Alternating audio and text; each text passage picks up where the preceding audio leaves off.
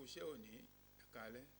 ìròyìn lẹ́kùnrẹ́rẹ́ lẹ̀ ń wò láti iléeṣẹ́ NTA Ìjẹ̀bú Òde. Jídé Moronfolú lóníròyìn ẹgbọ́ròyìn náà. Ilé ìgbìmọ̀ asòfin àgbà Senate ti kéde ìgbọ̀nwọ́ sáwo 50 mílíọ̀nù náírà fún pínpín láàrin àwọn ẹ̀ṣọ́ aláàbò mẹ́ta tí wọ́n pàdánù ẹ̀mí wọn nígbà tí wọ́n fẹ́ dóòlà ẹ̀mí àwọn tí wọ́n jí gbé pẹ̀lú àwọn olùkọ́ méjì tí wọ́n pa lásìkò jíjí gbé náà. Ààrẹ ilé ìgbìmọ̀ asòfin àgbà Godswill Akpabio nígbà tí ó ń bu ọlá ìkẹyìn fún ẹ̀ṣọ́ aláàbò tí ó tẹrí gbaṣọ tí ó sì sọ wípé wọ́n ṣiṣẹ́ takuntakun tí wọ́n sì fi ẹ̀mí wọn lélẹ̀ láti gba àwọn yòókù là. Àwọn mọ̀lẹ́bí olóògbé jagunjagun F.A. Isaac, jagunjagun Silas Musa àti jagunjagun Abena Jerome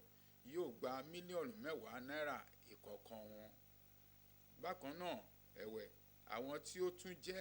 tún jẹ àǹfààní ìgbọ̀nwọ́sí náà ni àwọn mọ̀lẹ́bí Michael Oyedokun àti Adéṣíyàn Adébóyè, àwọn olùkọ́ méjì tí wọ́n pa. Tí Sínátọ̀ Abdul-Ningi sì rọ ilé ìgbìmọ̀ asòfin àgbà láti nawọ́ ìrànwọ́ ọwọ́ bẹ́ẹ̀ sí àwọn ẹ̀ṣọ́ aláàbò tí ó kú sẹ́nu iṣẹ́. Ní ọ̀nà mìíràn ẹ̀wẹ̀ olórí ọmọ ẹgbẹ́ tó kéré jùlọ Sínátọ̀ Abba Moro ti rọ àwọn aláṣẹ láti ṣe ìwádìí tí ó jinlẹ̀ lórí ìkọlù àwọn ìlú tí ó wà ní agbègbè Òtòpó tí 20 ènìyàn ti gbẹ́mìí mì níbẹ̀. Ní ọ̀nà mìíràn ẹ̀wẹ̀ wíwà nínú ìgbèkùn fún ọjọ́ 66 àwọn tí ó faragbá jíjí gbé ti fọ̀rọ̀ mọ́ Ọlọ́run tí wọ́n sì ti sọ ìrètí gbígba òmìnira nù. Ṣùgbọ́n nígbà tí wọ́n ti sọ ìrètí náà nù pátápátá ní àgbáríjọ akitiyan láti ọ̀dọ̀ ìjọba àpapọ̀ àti ìjọba ìpínlẹ̀ Ọ̀yọ́ dìde tí ó sì yọrí sí ire gẹ́gẹ́ bí àwọn 44 àwọn tí wọ́n jí gbé ní oríire ṣe sì wà láàyè. Ahmad Fulani ń jábọ̀ ìròyìn wípé 29 nínú 44 àwọn tí wọ́n jí gbé náà ni ó gba ìtọ́jú ní ilé ìwòsàn akọ́ṣẹ́mọṣẹ́ iléèwé gíga fásitì LAUTECH tí ó wà ní Ògbómọ̀ṣọ́ tí wọ́n sì ti fi òǹtẹ̀ lé wípé ara wọn ti yá tí wọ́n sì ti kó wọn lé àwọn òbí àti mọ̀lẹ́bí wọn lọ́wọ́. Àwọn ìkùnà igun àgbékalẹ̀, àwọn àléébù àti àdàlù agbègbè jẹ́ ewu gbòógì sí ìdàgbàsókè alálòpẹ́ níbi ìdánilẹ́kọ̀ọ́ tí ilé-ìwé gíga fásitì ti Ọlábísí Ọ̀nàbànjọ ní Àgọ́ Ìwòye ti ọdún 149 irúfẹ́ rẹ̀. Ọ̀jọ̀gbọ́n nípa ìmọ̀ applied geophysics Ọ̀jọ̀gbọ́n Joseph Ọlákúnlé Kókà yànnàná ojúṣe pàtàkì tí àwọn iṣẹ́ ìwádìí geophysics jẹ́ fún ìdojúkọ àwọn ìpèníjà yìí àti ìgbélárugẹ fún ìtẹ́wọ́gbà ìwádìí ìpìlẹ̀ àti àwọn èlò tí ó wà lábẹ́ ilẹ̀ nípa lílo àwọn ọ̀nà ìmọ̀ ìjìnlẹ̀ physics fún ìdàgbàsókè àwọn ohun amáyédọrùn àti ìdáàbòbò agbègbè. Akọ̀ròyìn wa Fatima Hassan tí ó wà níbi ìdánilẹ́kọ̀ọ́ náà ń jábọ̀ ròyìn ẹ gbọ́ látẹnu rẹ̀. Ìmọ̀ nípa ìrísí ilẹ̀ àti ohun tó farasin ní ìsàlẹ̀ ilẹ̀ jẹ́ ọ̀kan lára àwọn ọ̀nà tó ṣe pàtàkì jùlọ láti kojú àwọn ìṣòro tó ní ṣe pẹ̀lú àyíká àti iṣẹ́ amáyédẹrùn. Èyí ló jẹ́ àkòrí nínú ìdánilẹ́kọ̀ọ́ ẹlẹ́ẹ̀kọkàndínláàádóje tí ilé ẹ̀kọ́ gíga tí a sọ ní orúkọ Ọlábísí Ọ̀nàbànjọ Yunifásítì Àgọ́-Òye ní ìpínlẹ̀ Ògùn gbé kalẹ̀. Olùkọ́ àgbà tí í ṣe ọ̀jọ̀gbọ́n nípa ìmọ̀ ìwádìí ohun tó wà ní ìsàlẹ̀ ilẹ̀ tó sì tún jẹ́ ààrẹ àjọ àwọn onímọ̀ sáyẹ́ǹsì físíìsì ní ilẹ̀ Nàìjíríà ìyẹn ọ̀jọ̀gbọ́n Joseph Ọlákúnlé Kókà ló gbé ìdánilẹ́kọ̀ọ́ náà kalẹ̀. Nínú ìdánilẹ́kọ̀ọ́ rẹ̀ ọ̀jọ̀gbọ́n Kókà ṣàlàyé pé lílo ẹ̀rọ àti ọgbọ́n ìwádìí ohun tó farasin ní ìsàlẹ̀ ilẹ̀ ń ṣèrànwọ́ láti dènà de ìṣubú ilé, àìlera ìpìlẹ̀ ilé àti fífọ́ ògiri. Ó ní àìní ìmọ̀ tó pé nípa irú ilẹ̀ tó wà ní ìsàlẹ̀ ni ó ti fa ikú ọ̀pọ̀ àwọn ènìyàn àti ìbàjẹ́ ohun ìní tí ò níye lórílẹ̀‐èdè Nàìjíríà.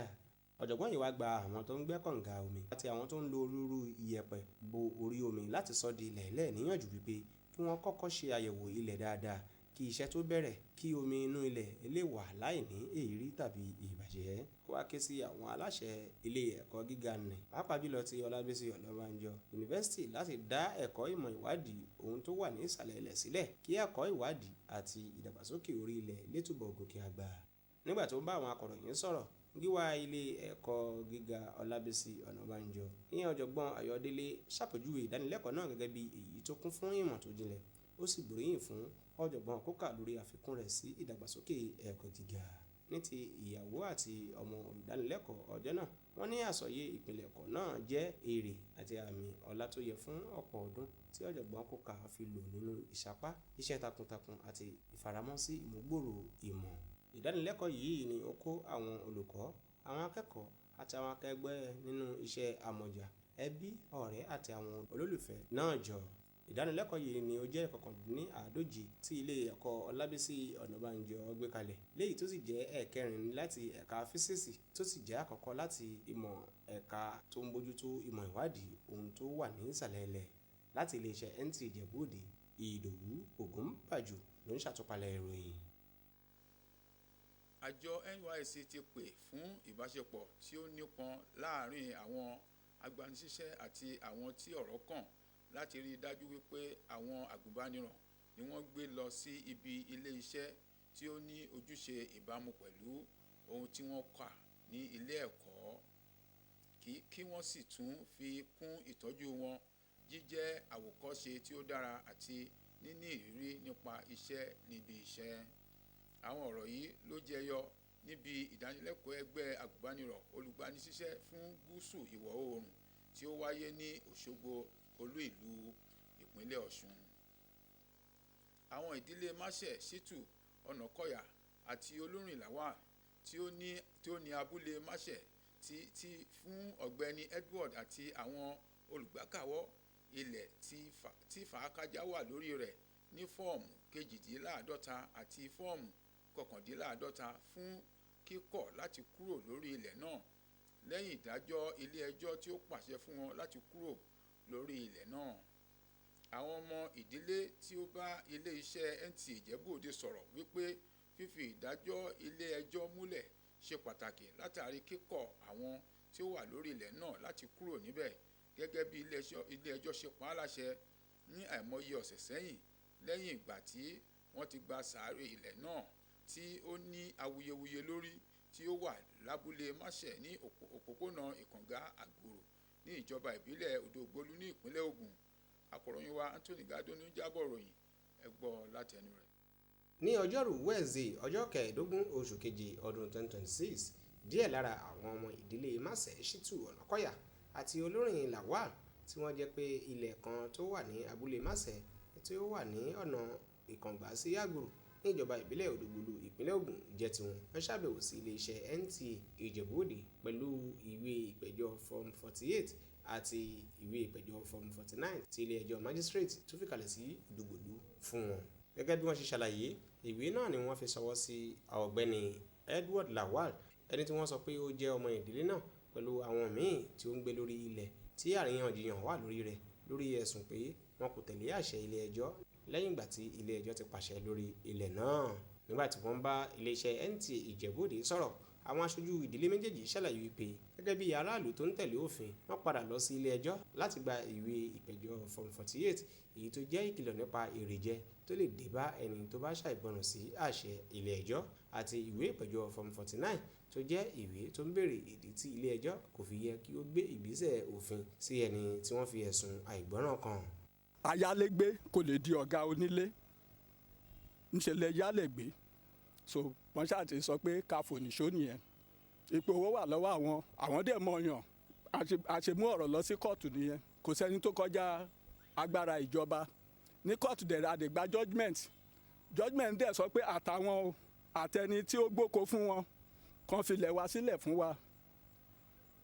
Àti November last year láti gba kóòtù judgement yẹn. Títí dìsìnyí wọ́n ṣàtakú, wọ́n dúró, wọ́n wà lórí ilẹ̀, wọ́n sọ pé kí la fẹ́ ṣe fún wọn. Ó tún wá di bíi 2 weeks ago a tún ṣe possession taking tí àwọn bailiff wà ń bẹ̀ táwọn ọlọ́pàá wá láti eléwé ẹ̀rọ ṣe gbá kì í ṣe pé à ń ṣe nǹkan tó jẹ́ pé ó lòdì sófin so wọ́n tún padlock gbogbo géètì wọn ṣùgbọ́n sí ìyàlẹ́nu ní last week náà àwa òkèrè wọ́n ti sọ fún wa pé ká má jà torí ilẹ̀ ká má fa wàhálà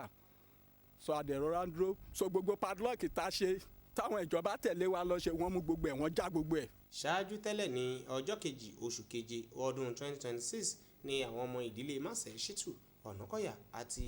ìdílé Olórin Lawal ti abúlé Máṣẹ̀ tó wà ní òpópónà Ìkàngbá sí Àgbòrò ní ìjọba ìbílẹ̀ Òdògbòlù pẹ̀lú ìrànlọ́wọ́ àwọn òṣìṣẹ́ agbófinró ti ìpínlẹ̀ Ògùn ṣe ìmúgbà ilẹ̀ náà gẹ́gẹ́ bí àṣẹ tí ilé ẹjọ́ ti ṣe lórí ilẹ̀ tí ó ń dá àríyànjiyàn náà sílẹ̀. Láti ilé iṣẹ́ NTA Ìjẹ̀bú Òde, Ìdòwú Ògúnbàjò ló ń ṣàtúpalẹ̀ ìròyìn. ẹ̀yin ará ìpè ìpéjú báyìí wọ́n ti ní òun ní àlàáfíà wọ́n bá ròyìn ta ní fún yín lásán lẹ́nu ó tún di ọ̀la nípa oore ọ̀fẹ́ Olúwa kó tó dìgbà náà ká sùn rẹ̀ ó dáa.